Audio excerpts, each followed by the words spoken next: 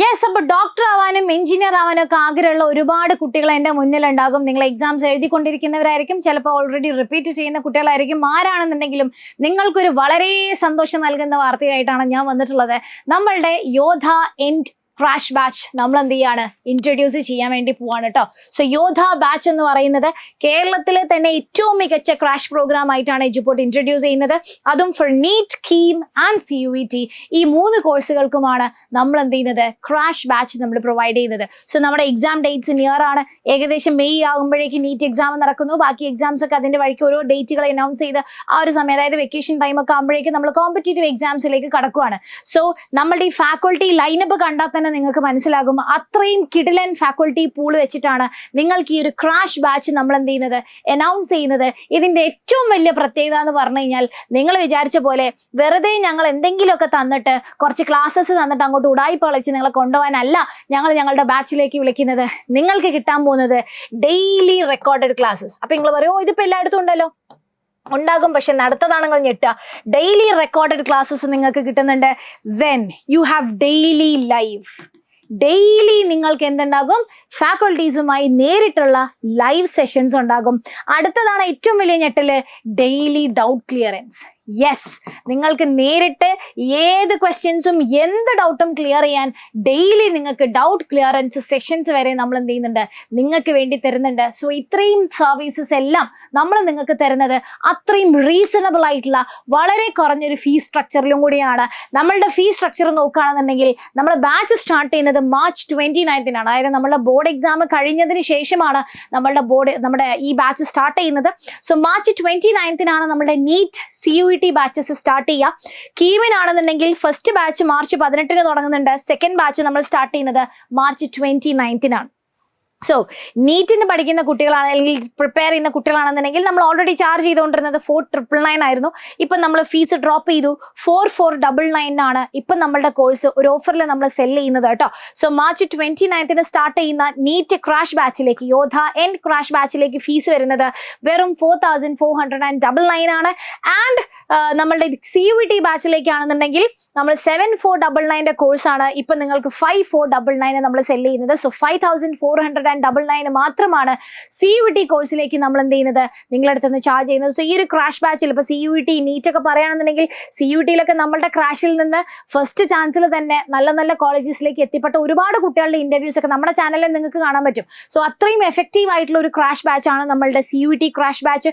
NEET ബാച്ചിൽ നിന്നൊക്കെ repeat ചെയ്യുന്ന കുട്ടികളൊക്കെ ക്രാഷ് ബാച്ചിൽ ജോയിൻ ചെയ്ത കുട്ടികൾ ഒരുപാട് എന്ത് ചെയ്തിട്ടുണ്ട്, അവരുടെ ഫൈനൽ റിസൾട്ട്സിലേക്ക് അവർക്ക് എത്താൻ വേണ്ടി പറ്റിയിട്ടുണ്ട്. സോ ക്രാഷ് ബാച്ച് എന്ന് പറയുമ്പോൾ നിങ്ങൾ വിചാരിക്കരുത് വെറുതെ എന്തോ തട്ടിക്കൂട്ടാൻ വേണ്ടിയിട്ടല്ല.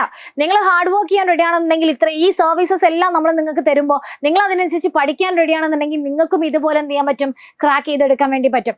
ആൻഡ് കീമിന് പ്രിപ്പയർ ചെയ്യുന്ന കുട്ടികളാണെന്നുണ്ടെങ്കിൽ 2,999 ആണ് നമ്മളുടെ കോഴ്സ് ഫീ വരുന്നത്. അതും March 18 ഫസ്റ്റ് ബാച്ച് നമ്മൾ സ്റ്റാർട്ട് ചെയ്യും. March 29 നമ്മളുടെ സെക്കൻഡ് ബാച്ച് നമ്മൾ എന്ത് ചെയ്യുന്നത്, സ്റ്റാർട്ട് ചെയ്യുന്നത്. സോ ഈ ഒരു ബാച്ച് നമ്മൾ ഓൺലൈനുമായിട്ട് മാത്രമല്ല, നമ്മൾ ഓഫ്ലൈൻ ആയിട്ട് നമ്മളുടെ ക്രാഷ് ബാച്ച് നമ്മൾ കണ്ടക്ട് ചെയ്യുന്നുണ്ട്.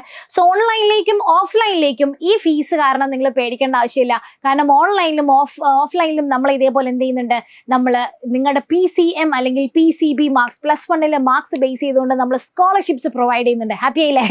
യെസ്, അപ്പോൾ നിങ്ങളുടെ PCM അഥവാ ഫിസിക്സ് കെമിസ്ട്രി മാത്സ് അല്ലെങ്കിൽ ഫിസിക്സ് കെമിസ്ട്രി ബയോളജി മാർക്സ് വരുന്നത് 240 മാർക്സ് നിങ്ങൾക്ക് ഉണ്ടെന്നുണ്ടെങ്കിൽ കംപ്ലീറ്റ് കോഴ്സ്, ഇനിയിപ്പോൾ ഓഫ്ലൈനിലാണെന്നുണ്ടെങ്കിൽ കംപ്ലീറ്റ് ഫീ, അതായത് course fee, material, registration, hostel ഇതെല്ലാം നിങ്ങൾക്ക് ഫ്രീ ആണ്.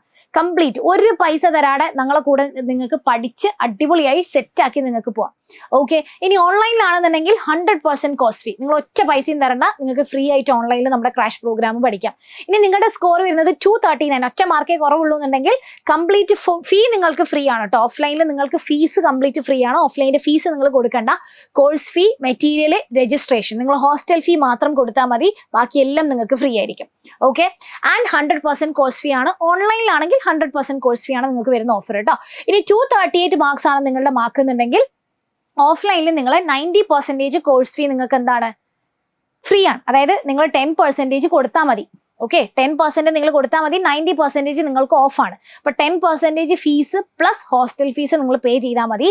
ആൻഡ് ഓൺലൈൻ ആണെങ്കിൽ 90% നിങ്ങൾക്ക് ഓഫ് കിട്ടും, അതായത് 10% നിങ്ങൾ പേ ചെയ്താൽ മതി. ഇനി 236 to 237 ആണ് മാർക്ക്, അല്ലെങ്കിൽ 236 അല്ലെങ്കിൽ 237 ആണ് മാർക്കെങ്കിൽ 75% നിങ്ങൾക്ക് കുറച്ച് കിട്ടുക. അതേപോലെ തന്നെ ഓൺലൈനിലാണെങ്കിലും 75% ഫീസ് കുറവായിരിക്കും. അതായത് നിങ്ങൾ ജസ്റ്റ് 25% ഫീസ് അടച്ചാൽ മതി, പ്ലസ് ഹോസ്റ്റൽ ഫീ ഓഫ്ലൈൻ ആണെങ്കിൽ, ഓൺലൈൻ ആണെങ്കിൽ 25% കോഴ്സ് ഫീ മാത്രം അടിച്ചാൽ മതി. ഇനി 231 to 235 ആണ് മാർക്ക് എന്നുണ്ടെങ്കിൽ ഓഫ്ലൈനിൽ നമ്മളുടെ 50% കോഴ്സ് ഫീ നിങ്ങൾക്ക് ഓഫ് ആയിരിക്കും, അതായത് 50%, പകുതി പൈസ അടച്ചാൽ മതി കേട്ടോ. ഓഫ്ലൈനിൽ പകുതി പൈസയും പ്ലസ് ഹോസ്റ്റൽ ഫീസും മതി, ഓൺലൈനിലാണെങ്കിൽ 50% അടച്ചാൽ മതി.